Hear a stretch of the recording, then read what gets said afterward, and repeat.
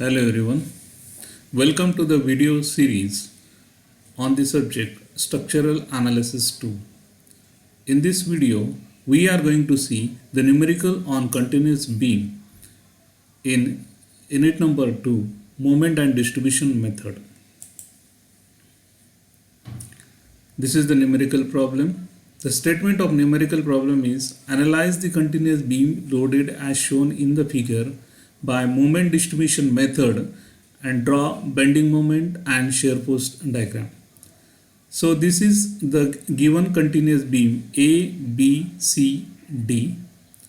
In this, the member AB is loaded with a point load of 8 kN at a distance of 1 meter from support B.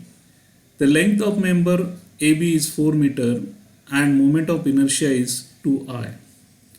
The member BC is loaded with a point load of 10 kN at the center of length 3 meter and moment of inertia is 3I. Next member CD is loaded with a uniformly distributed load of 4 kN per meter. The length of member CD is 3 meter and moment of inertia is 4I. So the first step in moment and distribution method is to find out the fixed moment. So for that our sign convention is, if the fixed moment is in anti-clockwise direction, we are considering it as a positive, and if it is in clockwise direction, we are considering it as a negative. Now for member AB, the fixed moment in member AB due to the point load 8 kN, it will act in anti-clockwise direction.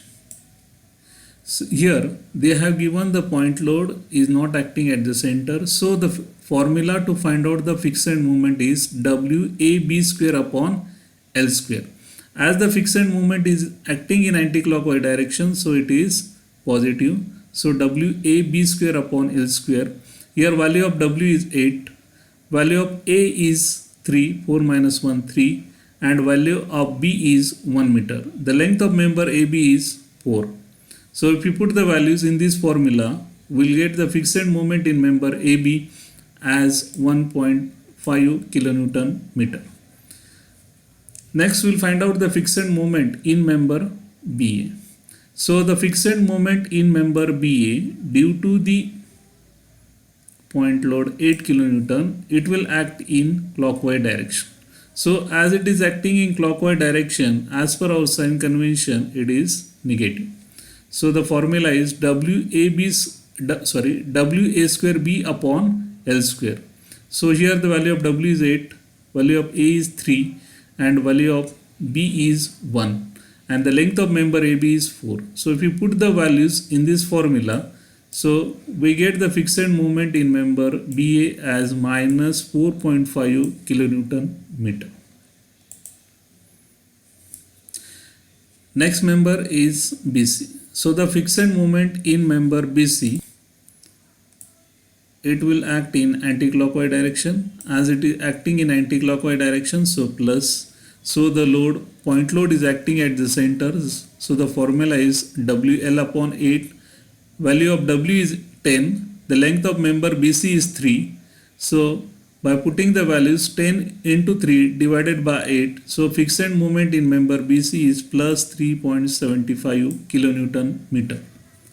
The fixed moment in member CB, it will act in clockwise direction. Okay, as it is acting in clockwise direction, so negative. So the formula is minus WL upon 8, putting the value of WL. So the fixed moment in member CB is minus 3.75 kN meter. The fixed moment in the next member is CD. So the fixed moment in member CD, it will be in anti-clockwise direction. As it is in anti-clockwise direction, so plus the member CD is loaded by a uniformly distributed load of 4 kN per meter. So the formula is, formula for the member subjected to a uniformly distributed load is WL square by 12. So here the value of W is 4 and the length of member CD is 3. So by putting the values 4 into 3 square by 12, so the fixed moment in member CD is 3 kilonewton meter. The fixed moment in member DC, it will be in clockwise direction. As it is in clockwise direction, the sign is negative. So we know the formula.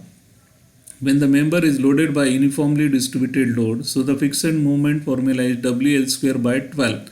As the fixed moment is in clockwise direction, so here the sign is negative.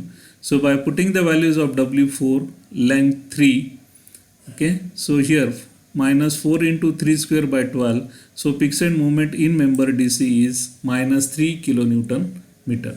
So these were the fixed moment in the different member of the continuous beam A, B, C, D. The next step is to find out the distribution factor. Okay, so here if you see the table, the first column is joint, second one is member, third one is the relative stiffness, fourth one is total relative stiffness, and fourth one is the distribution factor. Okay, now if you see here, there are two joints, one is B and second one is C. So at joint B, there are two members are connecting, one is BA and second one is BC. So here we have written member BA and BC. Now here you have to find out the relative stiffness in member BA as well as in member BC. So as we know the condition to find out the relative stiffness. So here the condition for member BA is the from B to A, if you see the far end is fixed. So as the far end is fixed, the relative stiffness for this member will be I upon L. So the moment of inertia for member AB is 2I. So 2I, the length of member AB is 4. So the relative stiffness for member BA will be 2I by 4. Next member is BC. Now if you look from B to C, the far end is simple and beam is continuous. So in this condition, the relative stiffness for member BC will be I upon L. So here value of I for member BC is 3. So 3I, and the length of the member BC is 3 meter. So the relative stiffness for member BC is 3I upon 3. Okay. Now we'll see the next joint, that is C joint. At C joint, two members are connecting, one is CB, another one is CD. Okay. For member CB, the condition given is the far end is simple and beam is continuous. So as the far end is simple and beam is continuous, the relative stiffness for member CB is I upon L. So the moment of inertia for member BC is 3. The length of member BC is 3 meter. So I upon L, 3I upon 3. So the relative stiffness for member CD, from C to D, the far end is simple but the beam is not continuous. If you look from C to D, the far end is simple but beam is not continuous. So in this condition, the relative stiffness for member CD will be 3I upon 4L. Okay. So this is the relative stiffness when the far end is simple and beam is not continuous. Okay. So here moment of inertia for member CD is 4I. The length of member CD is 3. So 3 into moment of inertia is 4I divided by 4 into length of member is 3. So this value is 12I upon 12. Okay. So these were the relative stiffness for the different members at the joint B and C. Now next column is to find out the total relative stiffness, that is summation of K. Now here you have to add the relative stiffness of different members connecting at the joint B. So at joint B, two members are connecting, B and BC. So here you have to take the addition of relative stiffness of two members. So 2I by 4 plus 2I by 3. So if you solve this, we'll get the value as 3I upon 2. Okay. Now we'll find out the total relative stiffness for joint C. At joint C, two members are connecting, CB and CD. The CB relative stiffness value is 3I by 3 plus relative stiffness value of member CD is 12I upon 12. So 3I upon 3 plus 12I upon 12, and if you solve this, we'll get the value 2I. Okay, so the next step is to find out the distribution factor. So distribution factor for a member at a joint is the ratio of the stiffness of the member to the total stiffness of all members meeting at a joint. So if we consider joint B, at joint B, the relative stiffness of member BA divided by total relative stiffness of the member connecting at joint B. So here distribution factor will be 2I upon 4, 2I upon 4 here, divided by 3I upon 2. So here you are divided by 3I upon 2, it will be multiplied by 2I upon 2 upon 3I. So if you solve this, we'll get the value 0.333.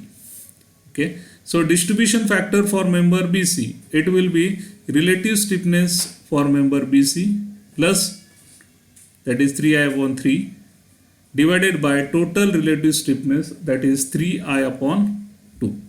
Okay. So 3I upon 3, okay, multiply by 2 upon 3I. So we get the value as 0.667.